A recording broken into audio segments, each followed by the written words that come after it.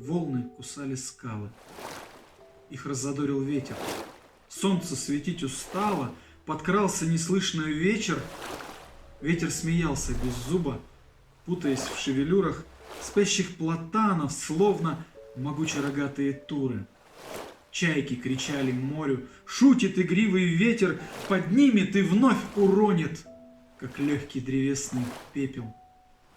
По рыболовным лодкам прыгает порт тревожа, сминая ковер, что с сотком закатом на мокрой коже. В петлю угодил каната, там только осела пыль. И слышно цикад кантата. Ночью был полный штиль. Вот такой вот стих. Называется он «Кипрский ветер». А он там действительно такой. Ну все, давай. Попутного ветра 7 футов под килем.